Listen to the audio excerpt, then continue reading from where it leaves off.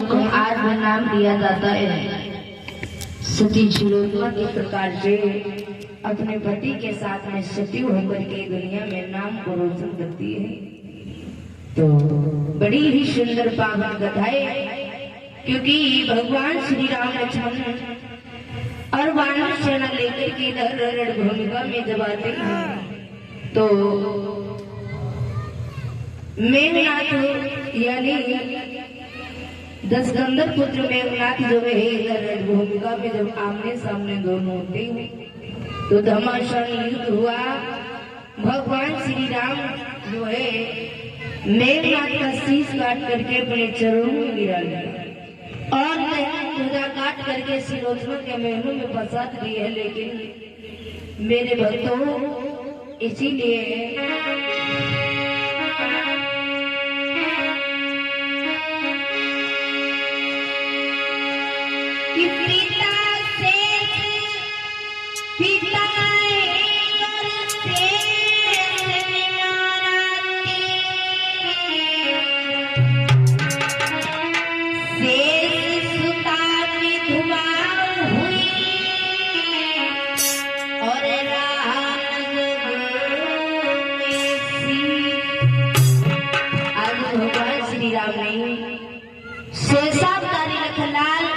इस प्रकार से मेघनाथ को जो है रणभूमिका में फंसा दिया है। और इधर मेघनाथ की पत्नी पतिव्रता स्त्री फूलों की सेज पे लेटी है और सपने में बड़े बुरे बुरे अशुभ को देख रही है। तो कैसे देख रही है वो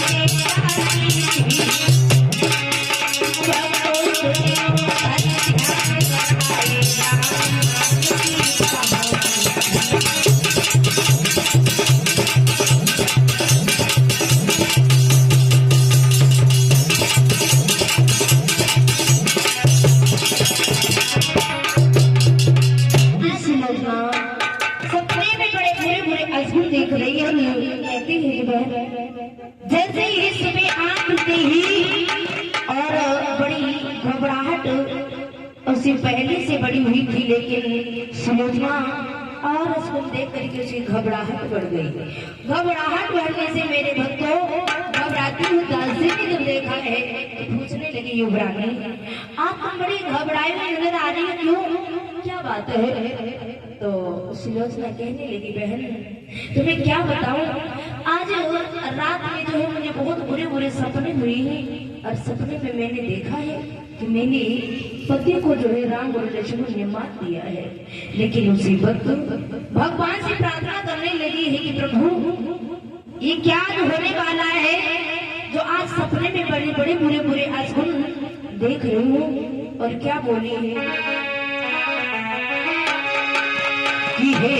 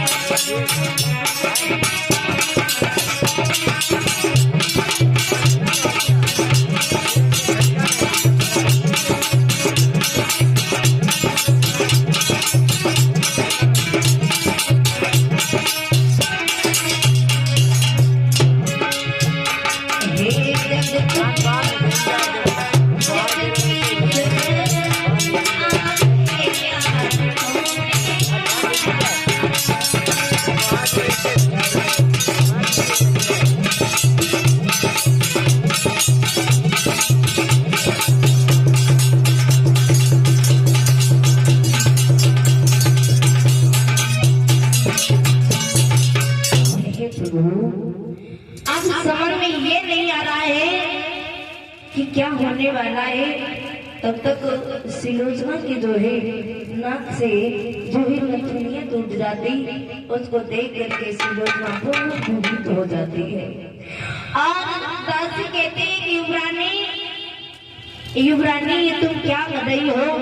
अरे बात ही से बताओ तो सही। सिलोचना कहती बहन अब तुम्हें क्या बताऊं, सपने में मैं बहुत बुरे बुरे अशुभ देखे हैं बहन। दासी कहने लगी युवरानी सपने में कभी अपने नहीं होते, तुम व्यर्थ सोच में पड़ गई हो। अरे सपने की बात छोड़ो। सिलोचना कहने लगी बहन कोई बात नहीं, सपने में अपने नहीं होते हैं, लेकिन हमें संदेह किसी बात का है क्या कि गए भूमि को और धीर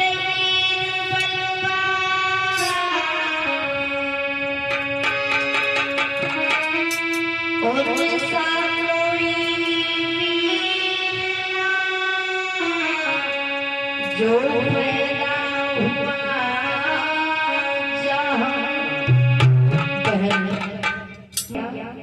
कि मेरे प्रिया विकल्प हो गए हैं। अब ऐसा लगता है कि मेरे प्रिया को राम और लक्ष्मण ने मार दिया है। उसी समय आज सिलोचना दासी को समझाती हुई बोली कि सुन बहन मेरा जी कब से घबरा रहा है।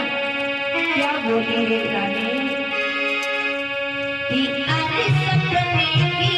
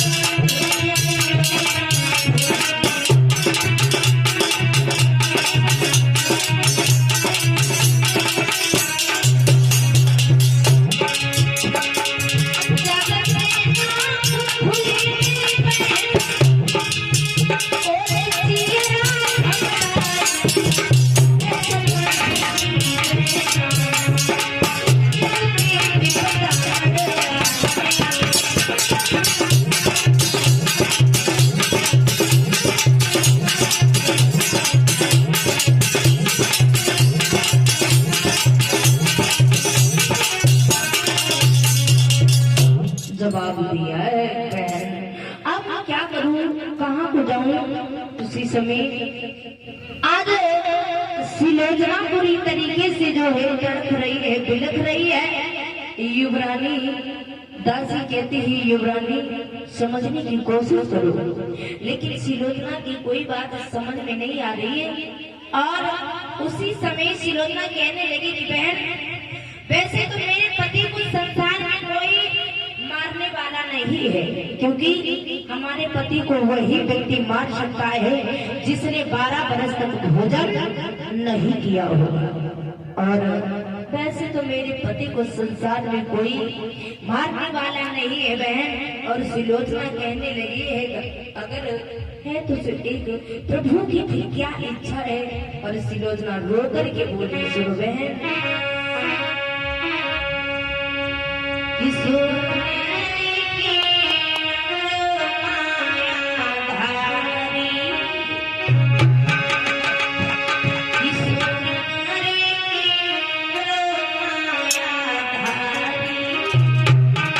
कोई पति को मार नहीं सकता।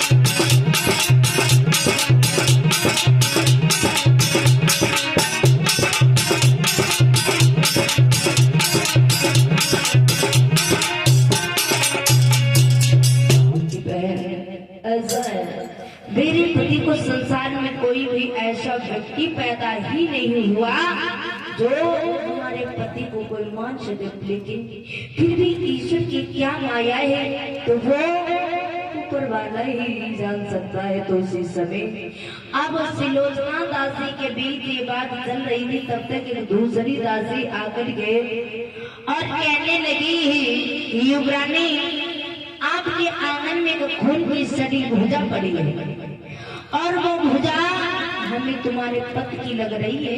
इतनी बात जैसे दासी ने सुनी, दासी की तरफ से सिलोचना ने सुनी तो सिलोचना दासी के साथ में भागती हुई और वही पहुंच जाती है कहाँ, जहाँ पर उसके पति की कटी हुई भुजा पड़ी है। अब सिलोचना देख करके भुजा को भयभीत हो गई, कहने लगी कि दासी बहन इस भुजा को उठा करके देख, किसकी भुजा है? दासी कहने लगी कि युवरानी मैं तो नहीं उठाऊंगी, पता नहीं किसकी भुजा है, पता नहीं कोई अपने पहलों पे टूटका तो नहीं कर गया। अब वो हाथ जोड़ करके सिलोचना कहने लगी कि बहन मुझे संदेह है क्या। अब ये भुजा से हाथ जोड़ करके वो बोली है रानी कि प्रभु किसकी भुजा है ये?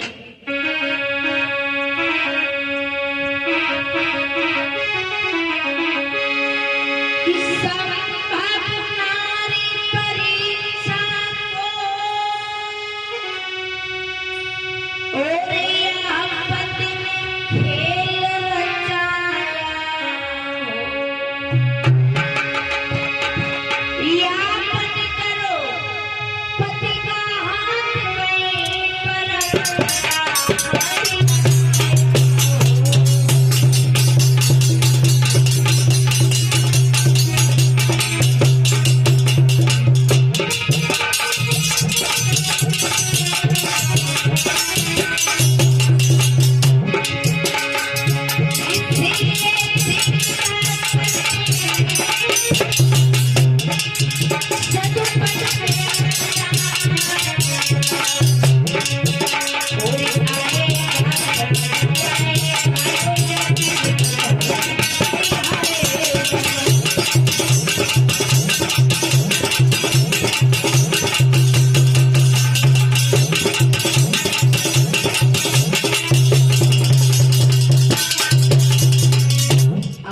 सुलोचना उस भुजा से हाथ जोड़ करके कहने लगी कि प्रभु अगर तो मेरे पति की भुजा है तो साफ साफ लिख करके बता दे ये धीरज में क्या हुआ है। उसी समय मेरे भक्तों आज सुलोचना उस भुजा से क्या कहते हैं, यदि तुम पति का हाथ है नहीं किसी की जानी तो तुझको मेरी है कसम और लिखी दे सच्चा। ये तो मेरे पति की कटी हुई हो जाए तो साफ साफ लिख करके बता दे यदि रण में क्या हुआ है। तो उसी समय आज उस मेघनाथ की कटी हुई भुजा लिख रही है भक्तों, कैसे लिख रही है, लिखा प्रियति हाथ में पर्वत छूटा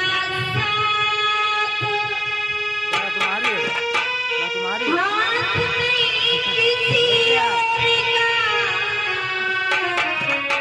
हाथ ही प्यार।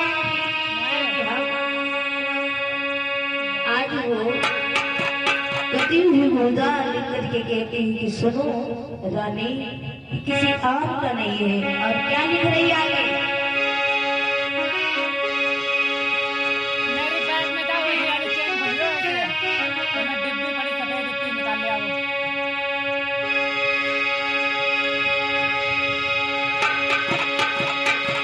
आज मेघनाथ की कटी हुई भुजा लिख करके क्या बताया है कि रानी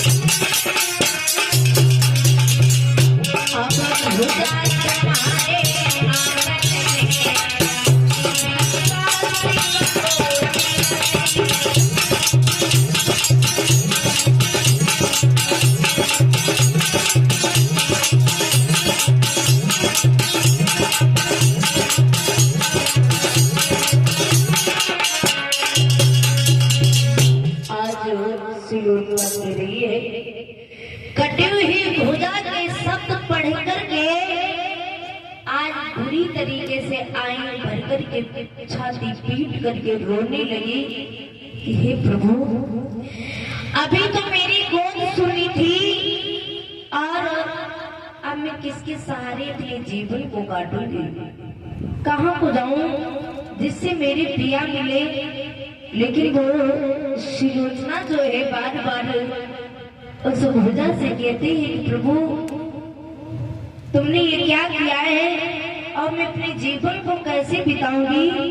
और रो करके बार बार उस भुजा से सुलोचना क्या कहती है कि सुनो प्रभु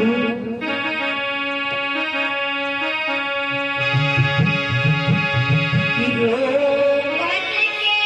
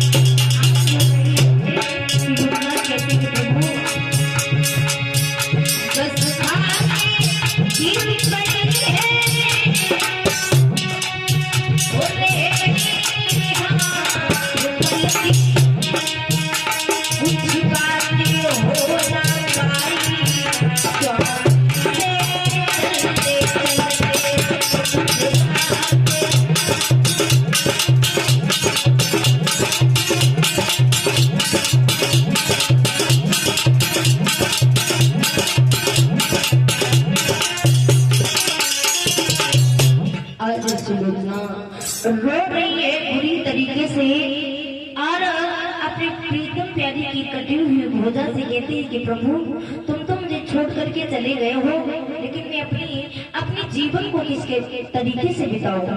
और सत्य बात है, जिस स्त्री का पति जवान इस संसार से जुदा होता है, इस स्त्री का कोई ठिकाना नहीं होता है कि वो कहाँ को जाए।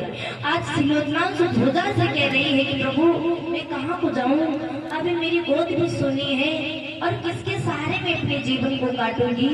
और दासी बार बार समझाती है, लेकिन सुलोचना की कोई बात समझ में नहीं आती और बुरी कटी मछली की तरह फड़क रही है और रोती कहती है कि पिया तो अगर देखा जाए संसार में अगर पत्नी की दुनिया होती है तो पति ही होता है। और क्या सुलोचना जी कह रही है कि उम्र मेरी कैसे कटे बानी, उखड़े दूध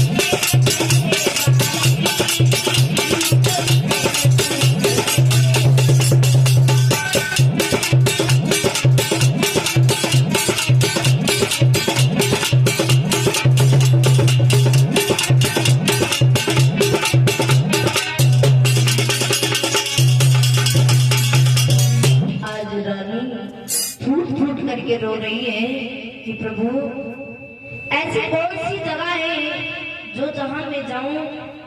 लेकिन दासी समझाती है बार बार कि युवरानी अब रोने से काम नहीं चलेगा। उसी समय अब दासी को छोड़ करके और सुलोचना भगवान से प्रार्थना करने लगती है कि प्रभु तुमने मेरा सुहाग छीन लिया है, विधाता मेरे तो सब तरीके से भाग छूट गए हैं और मैं अब जिंदा नहीं रहूंगी क्यों। सुलोचना कहती है कि प्रभु थोड़ा तो मेरे सुहाग के बारे में सोचा विचारा होता। और वो बुरी तरीके से भगवान से विनय करने लगी है कि प्रभु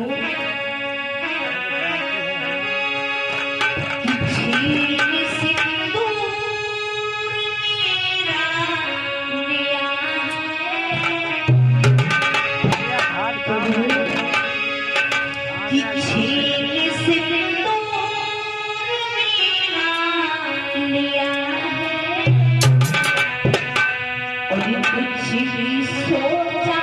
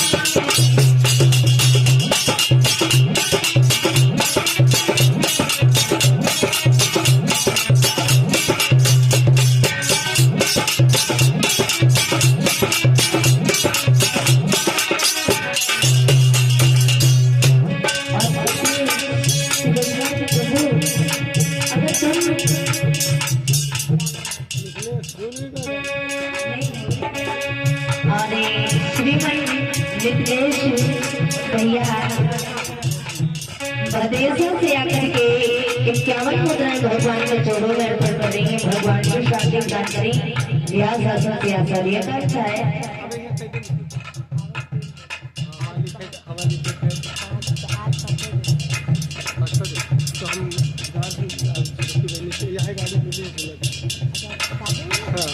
आज 5 दिन हो गए अब इसे भगवान तो हम कहते हैं कि महीना बाद हम लोग काल ही 10-12 दिन शाम का।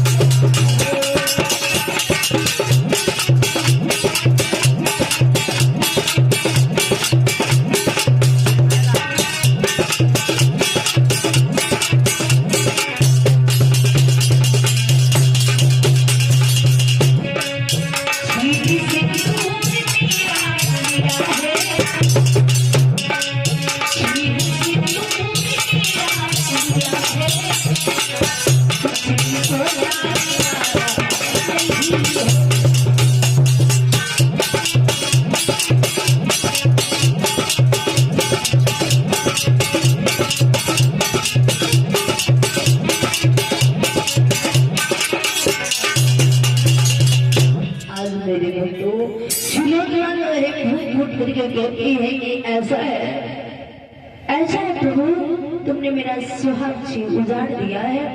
आज सुलोचना छाती पीट पीट करके जमीन पे बेहोश हो जाती है, रो रही है और दासी से कहती है कि बहन अब तो मेरी दुनिया उजड़ गई है, क्योंकि बहन अब तुम एक बात बताओ, इस सुहाग का श्रृंगार जो है ये अब हम पे शोभा नहीं देता है, क्योंकि सुहाग उसी स्त्री पे अच्छा लगता है जिसका पति जीवित होता है। अब मेरा पति तो संसार से जुदा हो गए, लेकिन अब ये श्रृंगार जो है बहन उतार दीजिए। आज सुलोचना दासी से कहकर के अपना श्रृंगार उतरवा रही है और कहती है कि भक्तों आज मेरा श्रृंगार लुट गया है। क्यों? सुनो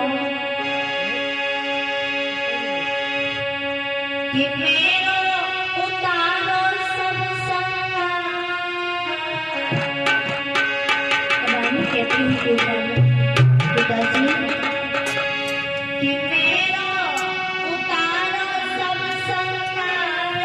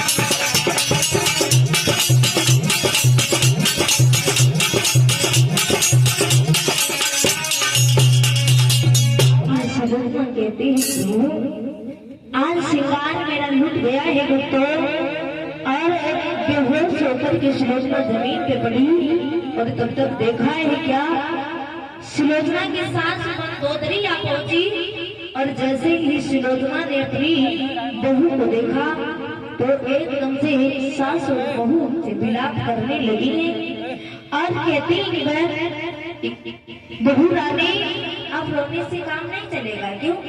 क्योंकि जो कुछ भी हुआ वो तुम्हारे पिता दशरथ दुष्कर्मों का परिणाम है और अब रोने से कोई काम नहीं चलेगा।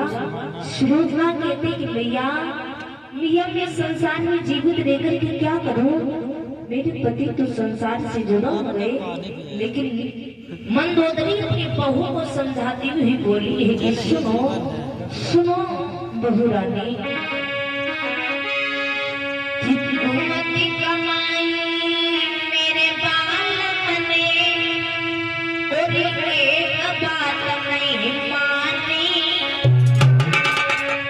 और हरि राम की सिया काल की बन गई नारी निशानी।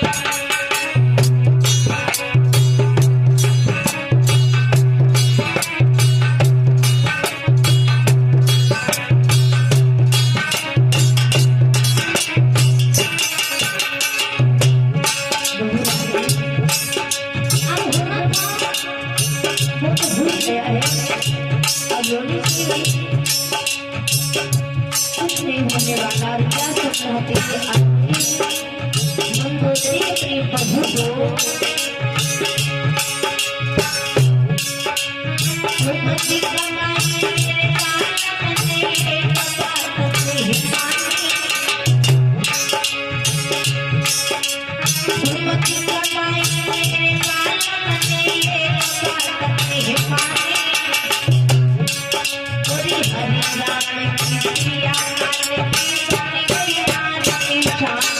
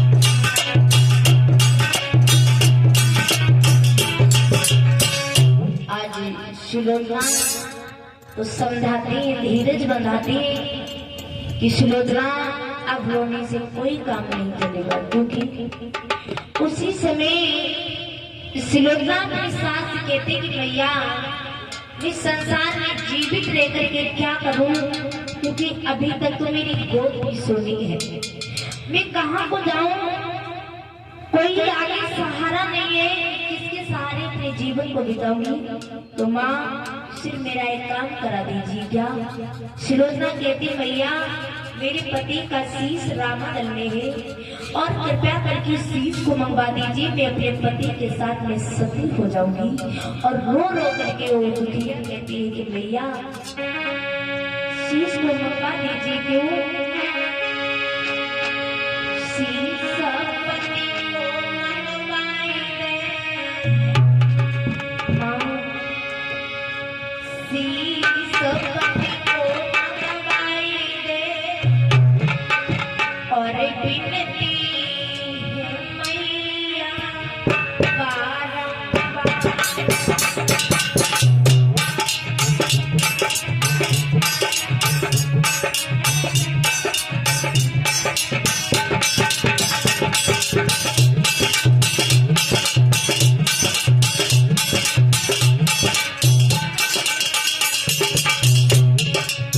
मैया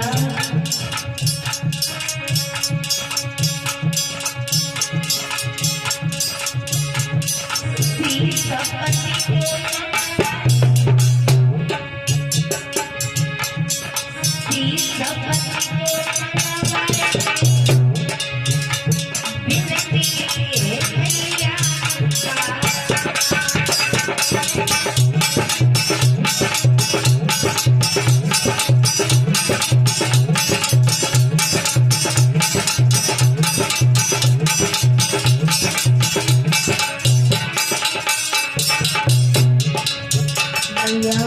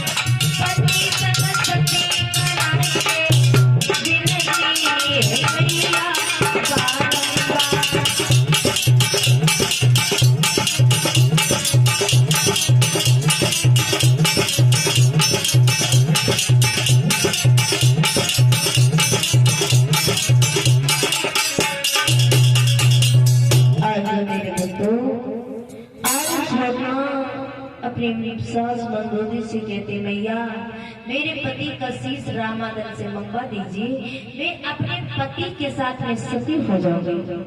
अब इतनी बात सुनकर के मंदोदरी जो है बेसुध हो जाती है, तब तक इधर दस्कंदर आ जाता है। और जैसे सिलोचना ने अपने ससुर दस्कंदर को देखा तो एक से हाथ जोड़ करके कहने लगी, पिताजी मेरे पति का शीश रामादन में है और कृपया करके वो शीश मंगवा दीजिए, मैं अपने पति के साथ में सती हो जाऊंगी। जैसे इतनी बात उसने सुनी तो एकदम से कहने लगा, सिलोचना ये तुम क्या कह रही हो कि तुम्हारे पति का शीश रामादन से मंगवा दूं? अरे इस लंका से कोई भी व्यक्ति उस रामादन में शीश लेने के लिए जाएगा तो उस लंके की इज्जत क्या रह जाएगी? और रोग बोला है, सुनो सिलोचना, कोई भी लंका से जाकर और यदि शीश मांगने जाएगा और इस लंकेश प्रताप ही सब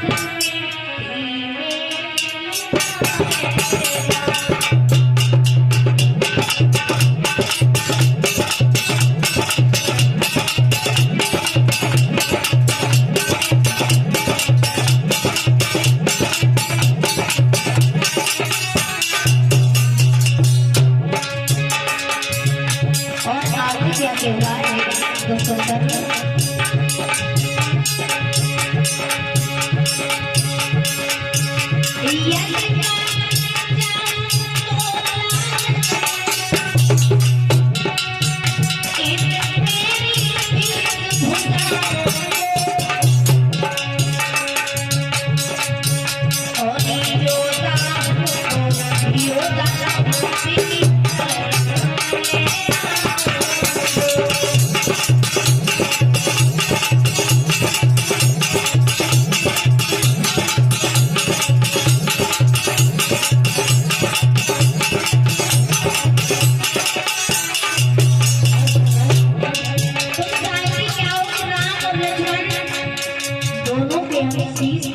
तुम्हारे सामने रख दूंगा, लेकिन लंका से कोई भी व्यक्ति रामायण में शीश लेने के लिए नहीं जाएगा।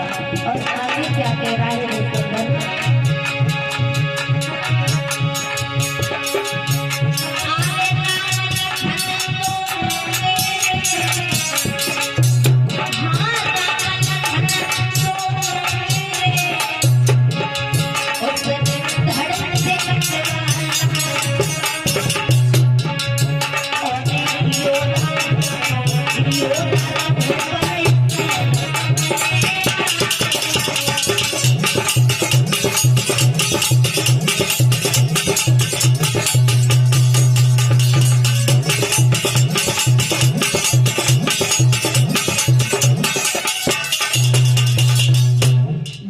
दिया है।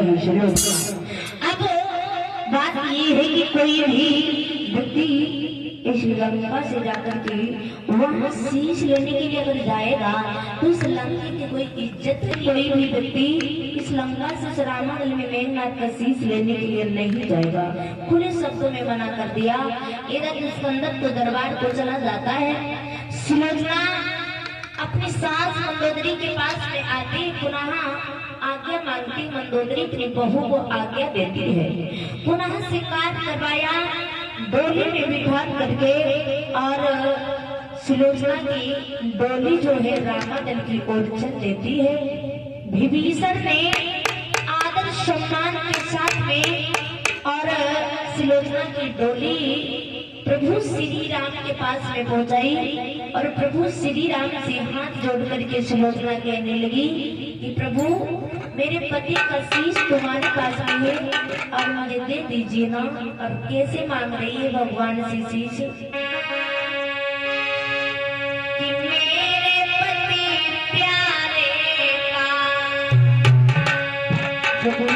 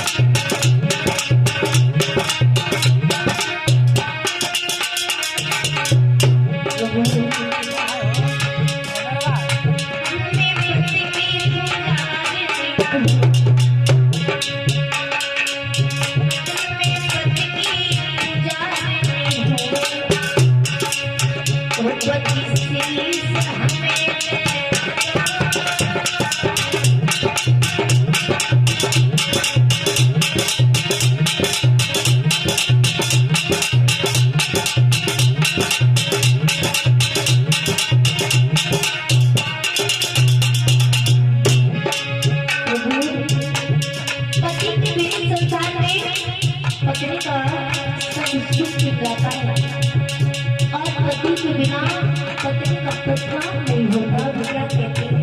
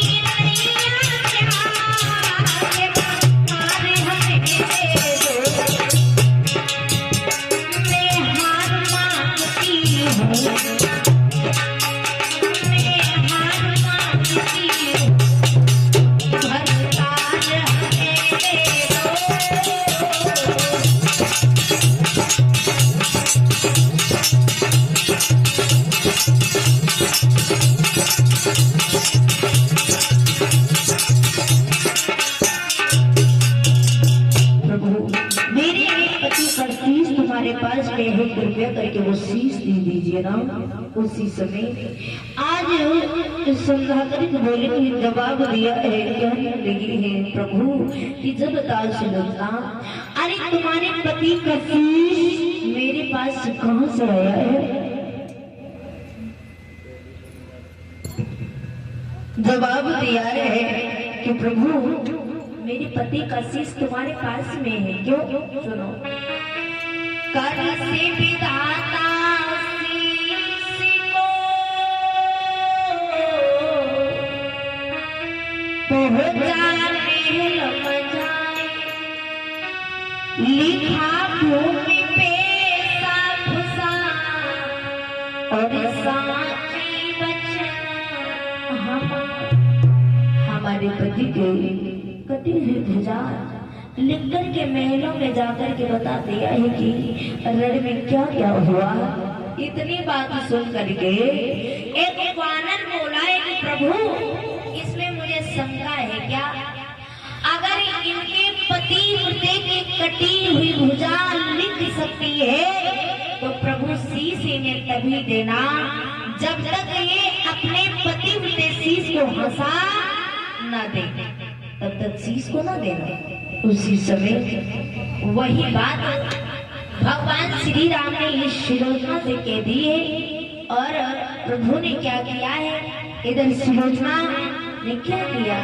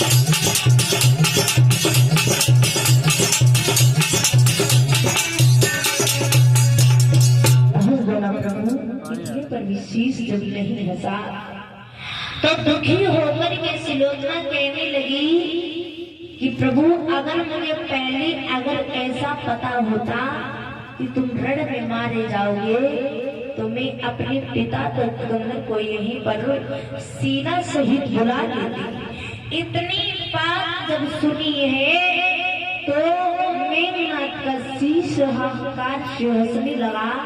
प्रभु श्री राम ने शीश सुलोचना को दे दिया। सुलोचना शीश को लेकर के लंका में आई और अपने ससुर दशरथ मंदोदरी के पास और यमुना के किनारे चंदन चिता छिलवा करके उसी में अपने पति का शीश रख करके और बैठ जाती है। कैसे बैठ जाती है, ऐसी प्रकृति